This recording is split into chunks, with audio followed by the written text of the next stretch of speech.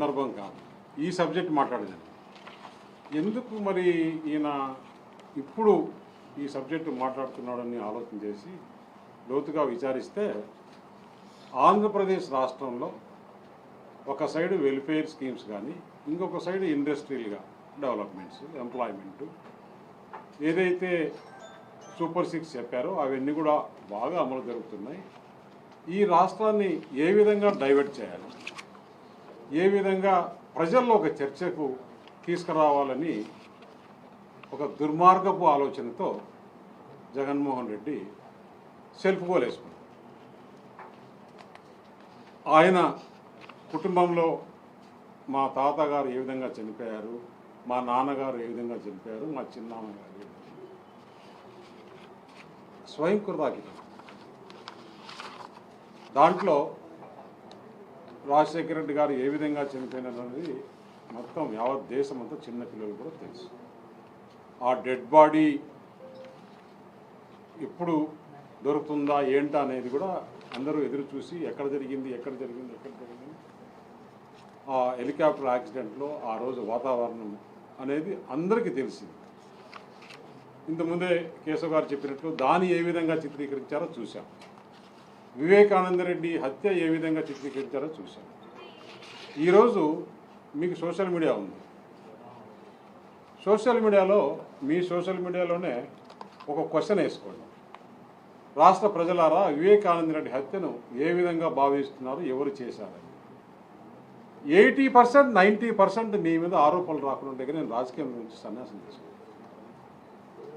Open ఒక press క్లబ్లో ఒక సోషల్ మీడియా పెట్టి మీరు ఓపెన్ చేయండి. ఈ క్వశ్చన్ చేసి మీరు ఓపెన్గా ఎవరైనా దీని మీద ఆన్సర్ చేయండి.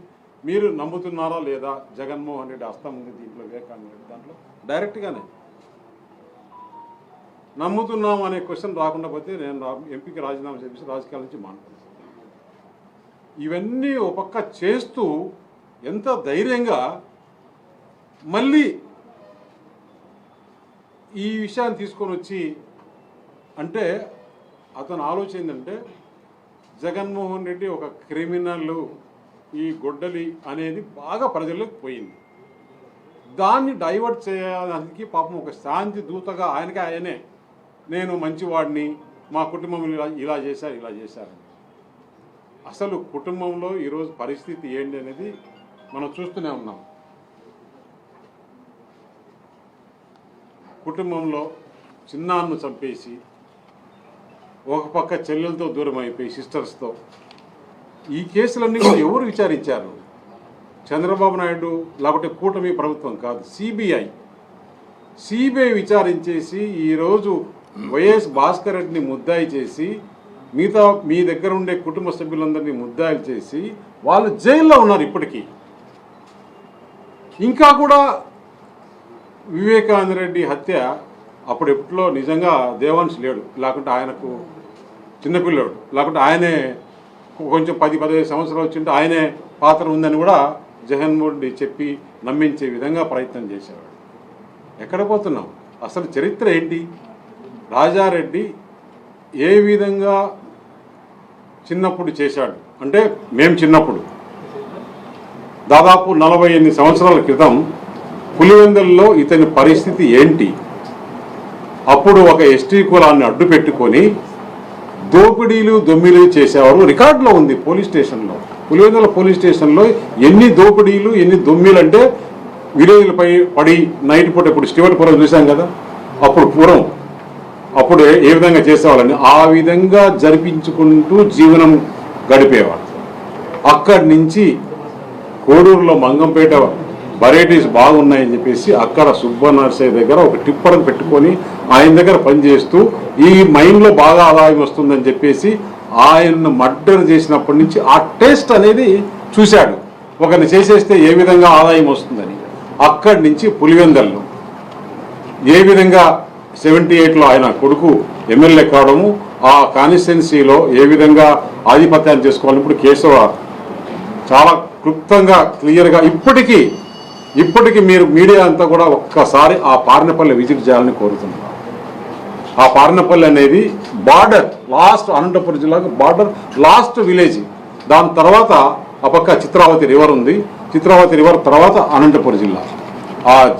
ఆ గ్రామంలో జరిగిన భయానక వాతావరణం ఇంకా కూడా మాకు అట్లే ఒక సినిమా చూపించినట్టు ఉంది. అందువల్ల పులివెందుల్లో ఈరోజు ఎన్ని హత్యా రాజకీయాలు ఏ విధంగా చేశారు. అసలు జగన్మోహన్ రెడ్డి ఎందుకు రాజారెడ్డిని హత్య చేయాల్సి వచ్చింది? అక్కడ అతను ఎంతో మందిని హత్య చేయించి రాజకీయ లబ్ధి కోసం వారి కసి తీర్చుకోవాలని చెప్పేసి ఆయన్ను అందరూ చూస్తూ ఉండగానే ఎక్కడో అడవిలో కాదు ఎక్కడో కాదు నడి రోడ్డులో ఆ రోజు ఆయన మీద బాంబులు వేసేసి ఎవరు చేసింది? విక్టిమ్స్, వాళ్ళ బాధితులు, వాళ్ళ చేతిలో చనిపోయిన బాధితులు ఆయన పైన చేశారు. దానిపైన జగన్మోహన్ రెడ్డి అప్పుడు కొంచెం వయసు వచ్చి 35-32 సంవత్సరాలు ఉంటాయి. ఆ తాతను మా వాళ్ళు వీళ్ళు చేశారనే ఉద్దేశంతో ఈయన సూట్ కేసు బాంబు పెట్టి తయారు చేస్తే దాంట్లో దొరికిన వ్యక్తి కదా. ఆ రోజు అక్కడ ఇప్పుడు కడపలో ఏఎస్పీగా ఉన్నాడు ఒక ఎస్ఐ ఉన్నాడు ప్రకాష్ అని. ఆ ఎస్ఐని జగన్మోహన్ రెడ్డి కొట్టని పోయి అది కేసు ఉంది. రాజారెడ్డి పైన రౌడీ షీటర్ కేసు, దొమ్మి కేసులు, ఇన్ని కేసులు హిస్టరీ.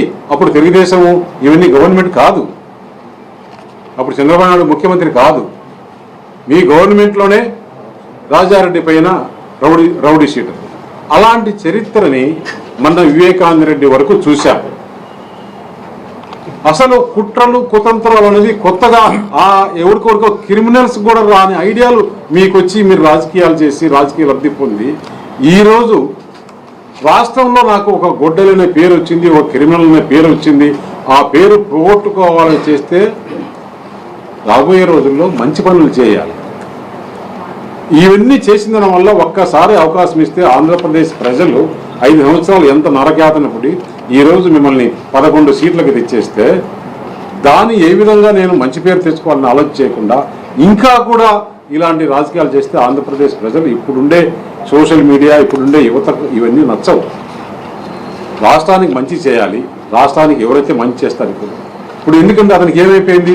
ఒక పక్క ప్రధానమంత్రి నరేంద్ర మోడీ గారు రాష్ట్రానికి మంచి సహకారం అందిస్తున్నారు, ఇంకొక పక్క అనుభవం ఉన్న ముఖ్యమంత్రి చంద్రబాబు నాయుడు గారు ఈ ఇండస్ట్రియల్ డెవలప్మెంట్ ఇవన్నీ చేస్తున్నారు, ఇంకా కొత్త కొత్త పథకాలు కూడా తీసుకొస్తున్నారు.